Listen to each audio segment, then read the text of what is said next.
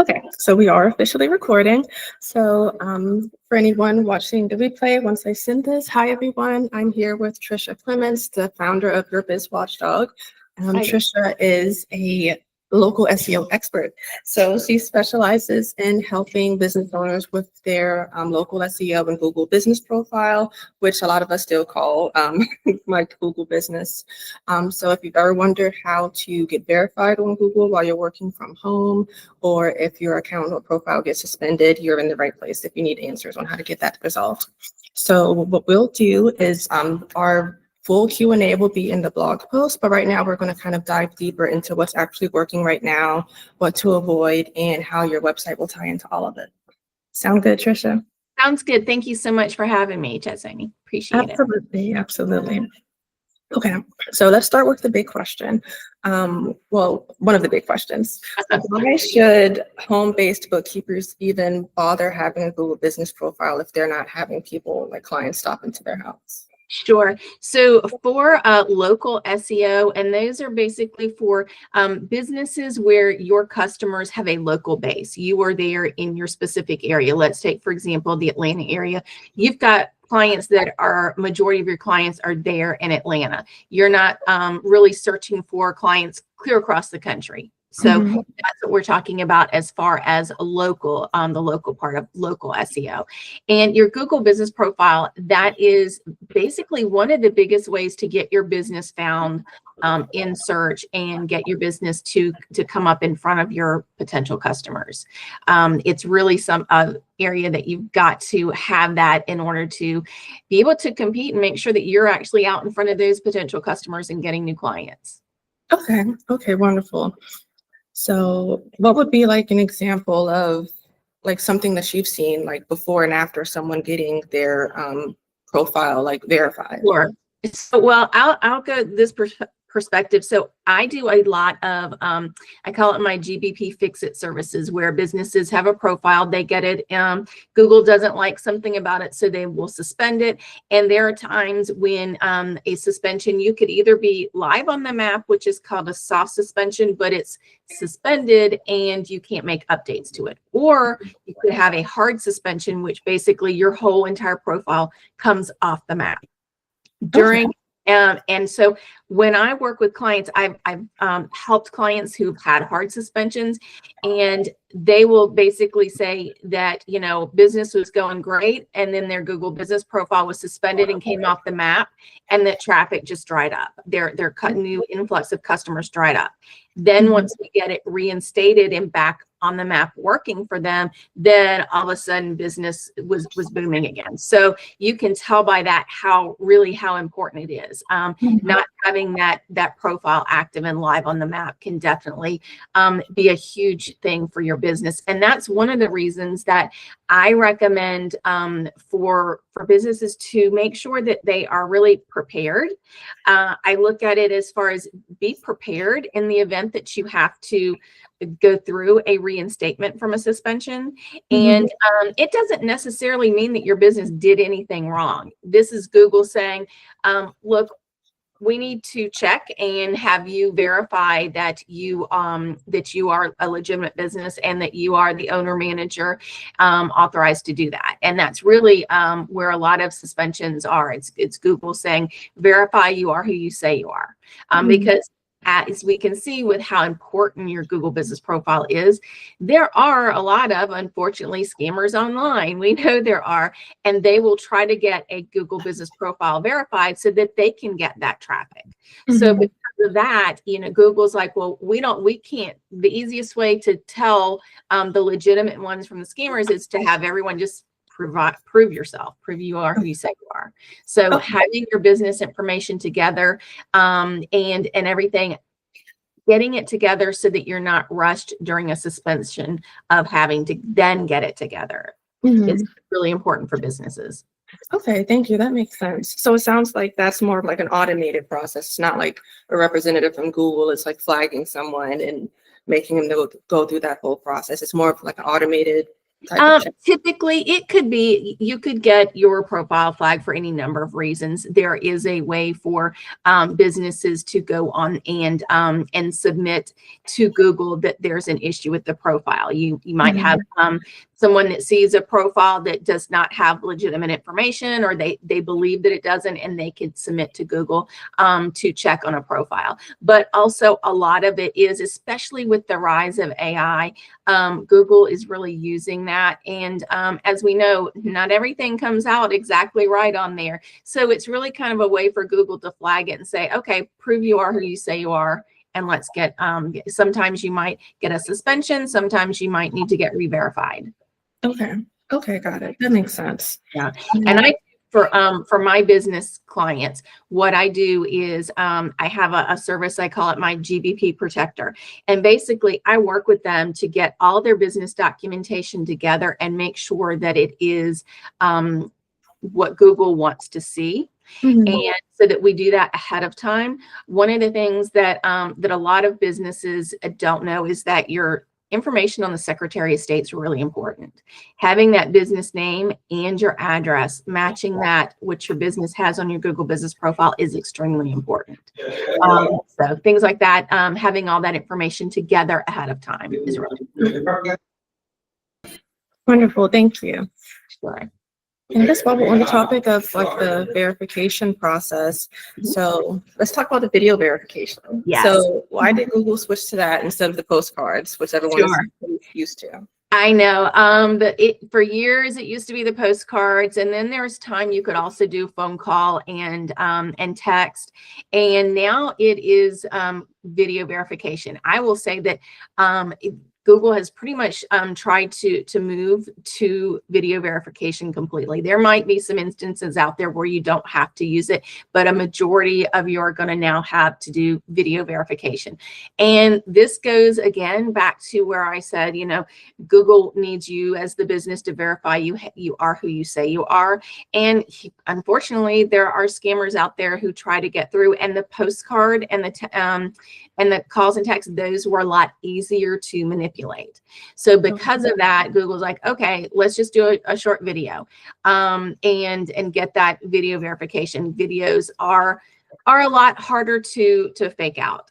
So that's why. And there's always, Google has things in there that they want you to show to make sure that that your business is you say you are.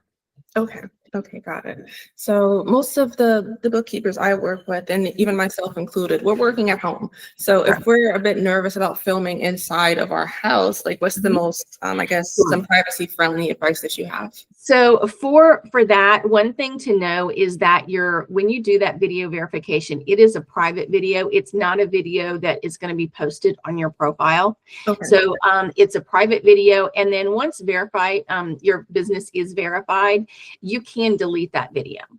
Okay. Also, if you don't, Google will at some point delete it.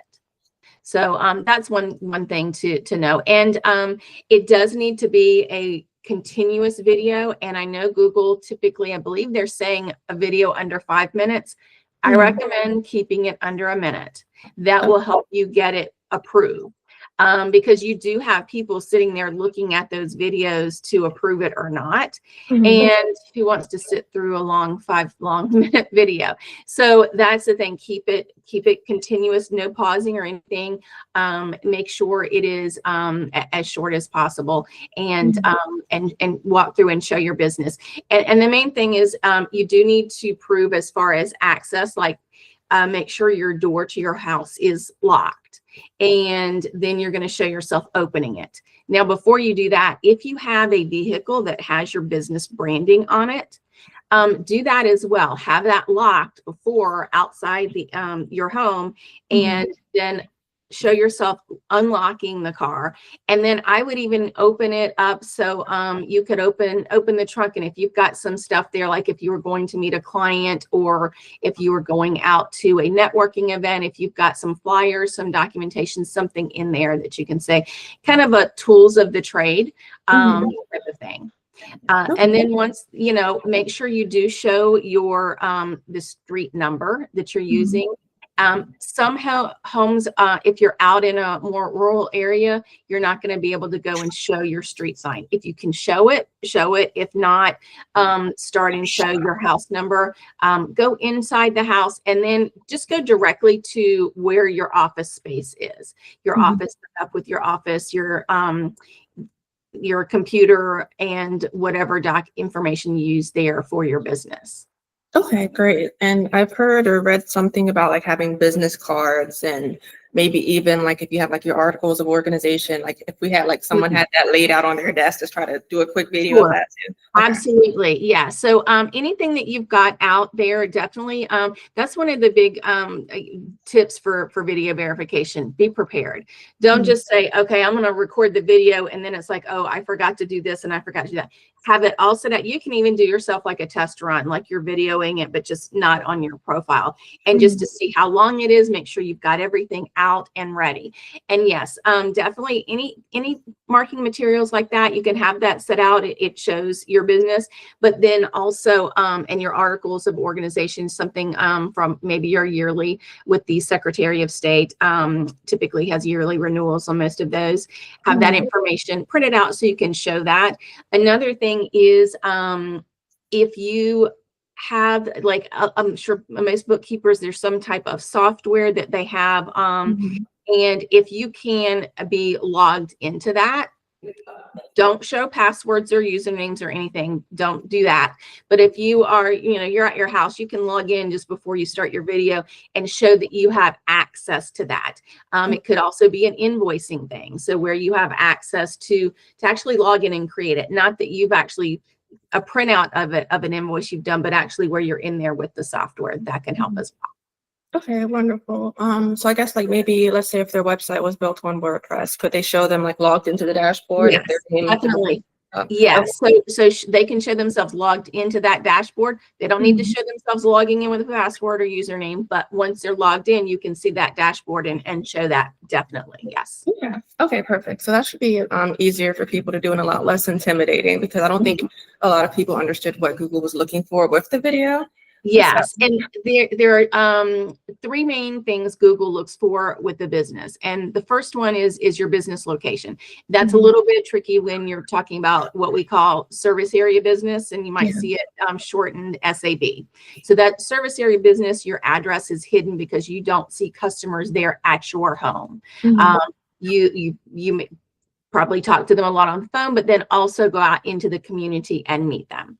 So that would be the service area business. You're hiding your location on the map. So when you're recording, as far as showing the business, it would be to show your street number and your street sign if you can.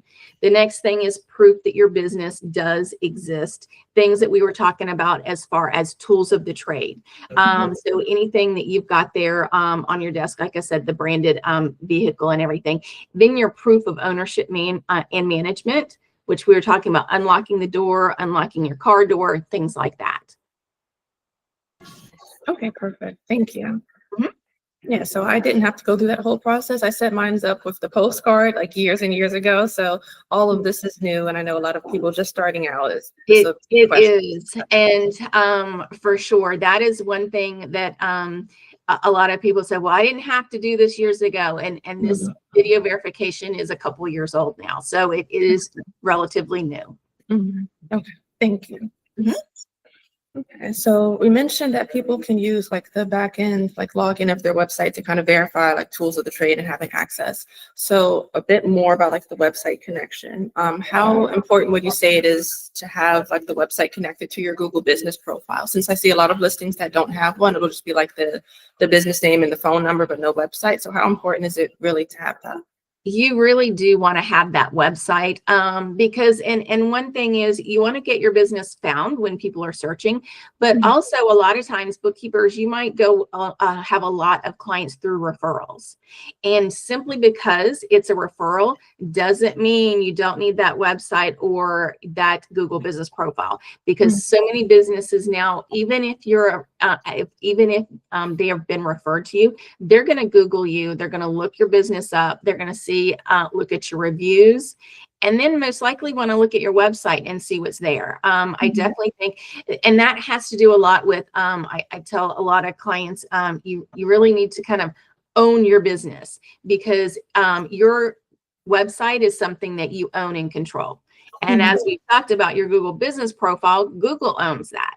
And you may go through a suspension and have to get it reinstated where it comes down. You don't own that. So we never know what's going to happen in the future with Google. So having that space that you own and that you can put your information on there that's yours, that's really, really important. And also for local SEO, your website does kind of work hand in hand with your Google business profile, making sure that they've got, talking about the same things, and getting your business on there, and having what local area you work in. That's one thing that's really important. A lot of times if I'm looking at things and look on a business and I can't tell where the business is located. So having that on there is really, really important as well. Okay, wonderful. So what would you say, like, aside from not having, like, it's the location on the website, what are some other, like, website mistakes that you see that can hurt the Google business profile? Sure. So as far as hurting the profile, there's not a whole lot. Well, making sure especially we're talking about WordPress and any website, making sure there aren't any virus or anything that's gotten on there. You need to keep it safe and secure. That can trigger a suspension. If you've got a website link listed and it has a virus on it, you could have a suspension. But other than that, they work hand in hand. So the best thing is to basically state additional information on your website, so that when Google is searching and you're coming up in the results, it matches. If you were talking about bookkeeping, reiterating and talking a lot about that and the community that you're in is really important. And another thing is, we all know with using our phones and everything nowadays, we've got to where having that call to action really, really is important on there, as far on your website, having it up. And so you want to look at your mobile version as well as your desktop. Where's that call to action? Is it right up there? And is it really there and visible, and making sure it stands out? That's really important, because somebody clicks your website, you want them to do what that call to action that you've got, whether it's to call you or to book an appointment, whichever that is, or purchase something, however you've got it set. Okay, perfect. So it sounds like, I guess, one action tip for everyone listening would be to make sure they have a call to action, like above the fold, that's clear. That was what I was going to say, above the fold. That is old terms, but above the fold, before you do any scrolling, you want that call to action on there. Want them to be able to see that, correct? Okay, perfect. Okay, so you touched on it briefly earlier, the suspensions. So that's a big fear that people have, and I've even had a few bookkeepers reach out to me asking what to do if their site profile is suspended. So what usually triggers that, and how can people fix that? It can be, as far as what triggers a suspension, it is really, there's so many different things that it's hard to really say, well, this is what's going to trigger it. And it could just simply be Google says, prove you are who you say you are. They sometimes will go through and do that. So, so there may not be anything specifically that triggered it, or there could be some things like, for example, you're a service area business, and let's say you are showing your address there, and that it doesn't as often trigger suspension, but it could be something. There might be someone that reports it and says, well, that's their house, they're not doing business there. So to where you need to then prove it. Going through suspensions, I will say it can be difficult for businesses, because they don't really understand. This is not something that they work with on a daily basis, as far as knowing what Google wants. So years ago, I would say, well, you can try to get it reinstated, and if not, then reach out to somebody for help. Nowadays, with the rise of AI and the way Google has changed their reinstatement process, I would say it is a bit more difficult for businesses to manage. And basically, you submit your information, and then Google will approve or reject it. And a lot of times, I have seen businesses that come to me, and after they've gotten rejected, they've done some things that maybe kind of flagged it to where Google doesn't like it, and it makes it harder to get reinstated. So I would say if you really don't know, definitely reach out to someone who can help with and has experience in reinstatements. And that's something I do for clients that come to me looking for help with reinstatements. Yeah. Wonderful, thank you. And I know you mentioned your GPP Fix-It service as like a good resource for that. But when would you say people need to do that? Like, is there, like, what's the first step someone should take once it's suspended? Should they call you immediately? Is there like certain things that they can do on their own versus certain things that are they need to handle? Sure. So I would say the first step is when I talked about my GBP protector is to have all of your stuff ready in the event that anything comes up. This is just saying, okay, if Google ever flags me, I'm going to be ready. That's the number one thing. I have seen where businesses had to update things like, let's say, the Secretary of State. A lot of them are pretty quick on it, but I have seen them take over a month to update an address, and the business was there offline. That is an unusual situation, but it has happened. So getting that information all done in advance is really, really important to have it in order. That would be the first thing. The second thing is once you get, once you're suspended, if you have not gone through a suspension and don't know what Google's looking for, I would recommend reaching out to someone who has experience doing it. And that is simply because of how things have changed now. And especially you don't know. So earlier this year in, let's see, I believe it was March and April that, and this happens every year. And you kind of never know when it's going to happen, but there might be a lag in Google's support in getting back to suspension reinstatements. So earlier this year, it was weeks, more like 4+ weeks to where Google would respond to your reinstatement request. So it is approximately 5 days, I think is what it'll tell you when you're on there. It gives you the standard language on there. And that's normal. I have seen it come back, within a few hours, a day, pretty much. But a lot of times, if Google's going through, and it may be something where there are a lot of suspensions. So if there are a lot of suspensions, then their support staff is working on those suspensions and they become overwhelmed. So then the lag time for them to respond gets longer. So especially in instances like that, you want to get really reinstated on your first try. And that is, I'll say, where I have the most the quickest success with my clients. If they come to me and they haven't tried, and then I know what Google's looking for, and then we get it reinstated. The ones that take a bit longer are where the business has sent information in and Google hasn't liked it. And then they've come back and then we've had to get additional information for Google. Okay, got it.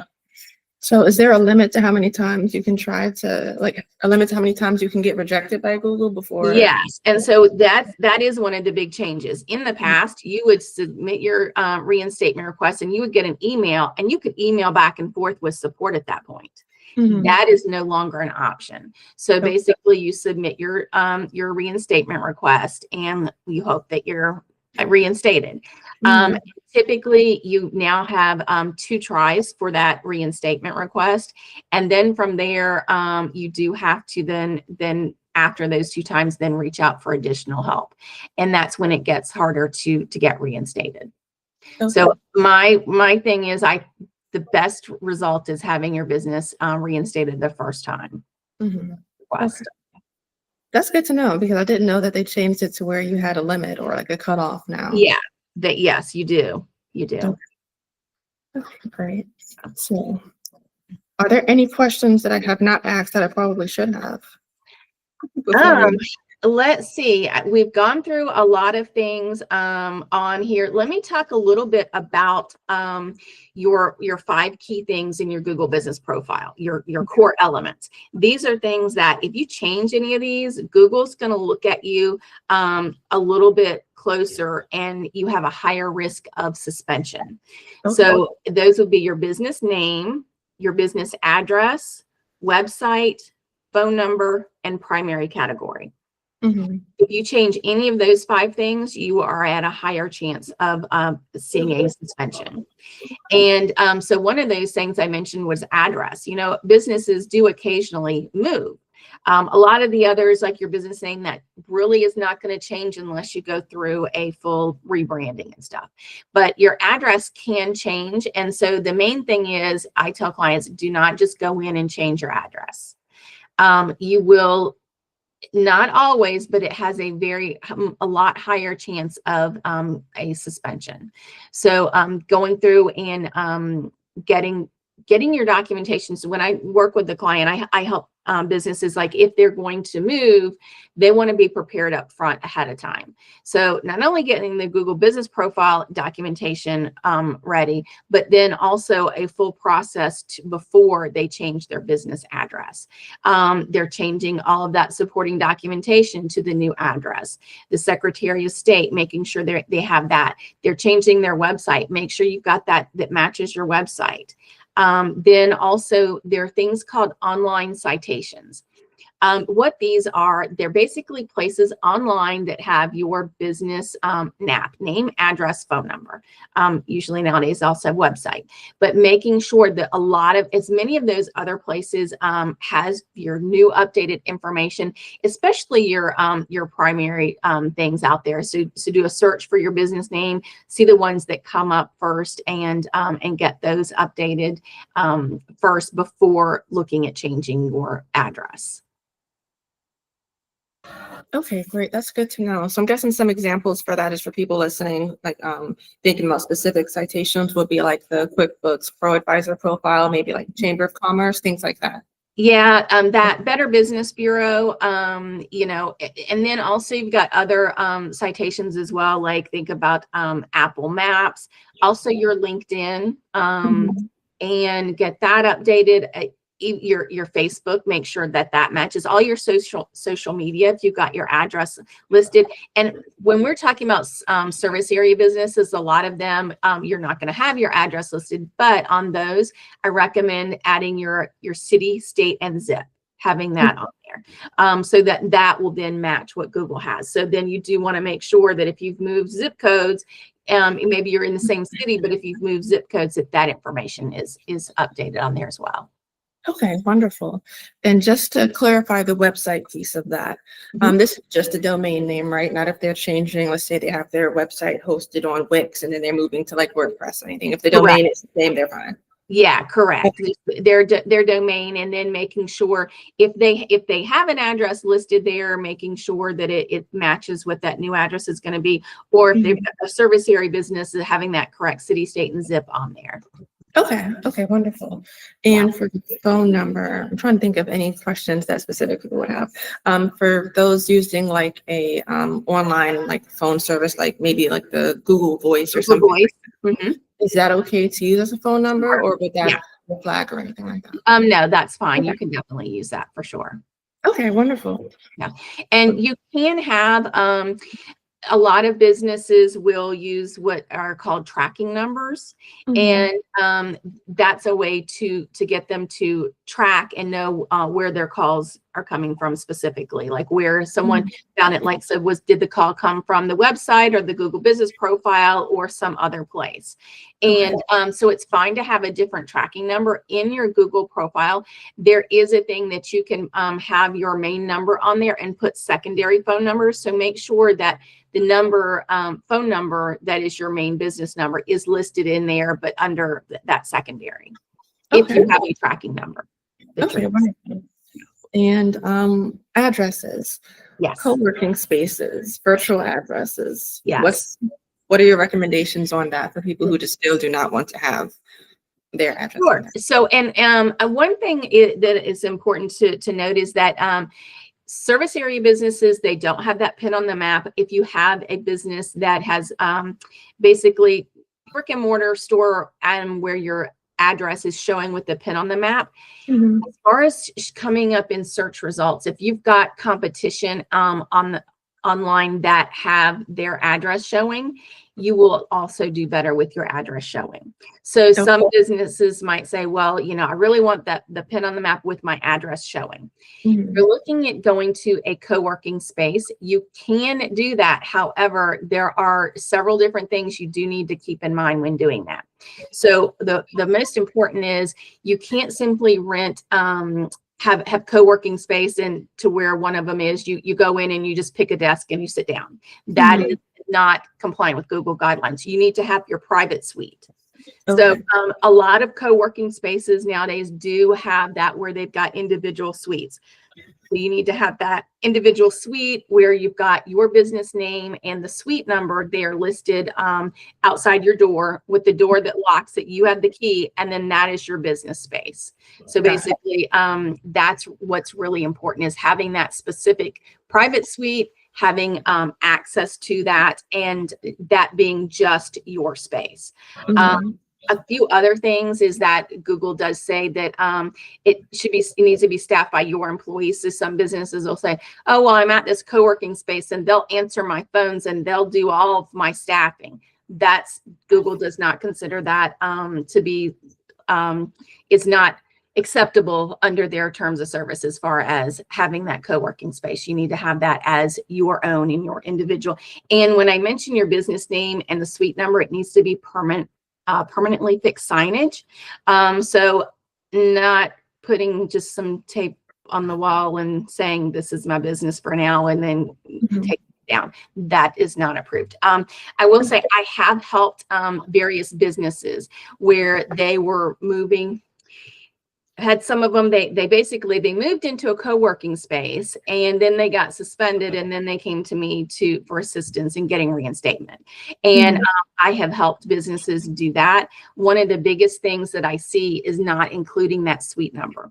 Google needs to see that specific suite number and that you are different from the others that are there. The other thing is to note that one big thing I hear is people saying, well, all these other businesses here are doing it, so why can't I do it?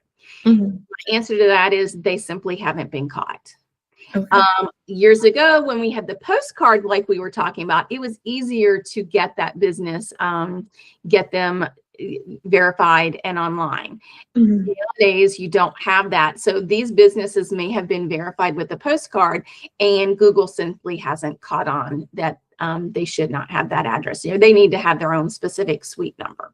I've had a business come to me where they were moving into a co-working space, but they were really, really scared because they had gone through years before when they moved addresses.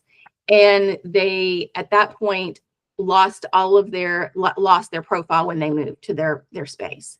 And that was years back. And now all of a sudden their landlord, their lease was expiring and they had to move. And they were terrified because last time they moved, they lost their whole profile, reviews, everything. So from there, I helped them move. And then I found out they were moving into a co-working space. So we really had a lot of work to do before I did anything on their Google business profile. Worked on getting a lot of documentation for them. And I was able to get them successfully moved to that space, their own suite in the co-working space. And that one, we actually did not have a suspension. But I will say, even if you do go through the best and correct steps, you still might see a suspension simply because you're changing that address. So again, having all the documents ahead of time so you can quickly submit that and get reinstated is important. Okay, wonderful. And I'm glad you were able to help them with that because I'm sure that was very stressful. Yes, for sure. And I've seen a lot of businesses, they move and they're worried about losing that profile. Yeah, definitely. Out of curiosity, when a profile gets suspended, do they lose the reviews as well? So the reviews, the way that works is they should get those reviews back. Now, if you get suspended and get reinstated, it can take some time, a day or two, for the reviews to actually populate back. But once you get reinstated, everything should come back normally. If it doesn't, for some reason, you can definitely go to Google support and reach out and tell them you're reinstated and that your reviews and whatever it is, that didn't come back. That's something that I do when I work with my clients, and I have my, I mentioned earlier, my GBP protector. One of the things that I do is I get current shot of all of their reviews, have links to them and all of that, screenshots, information on that, so that if we ever need to show Google where a review is not there, we've got that information for them. That is smart. I'm glad that you do that. Yeah. Wonderful. Yeah, so this has been so helpful, Tricia. So I actually learned a lot since I did mine so long ago. Yes. And it's Google's technology. Things change over time. I will tell you, things have changed significantly, especially in the last year or 2 years, you know, big changes. So for sure. Yeah, definitely. But before we wrap up, for every bookkeeper listening to this, if they have additional questions or would like to reach out to you directly, what would be the best way for them to get in contact with you? Sure. So basically, you can just go to my website, yourbizwatchdog.com, and reach out to me there. I've got some places where you can schedule some time on there and see me as well. And also, I do have something for any of your customers, anyone watching. I mentioned my GBP protector, and that is something that I will have a special offer for your clients. Typically, that is $500.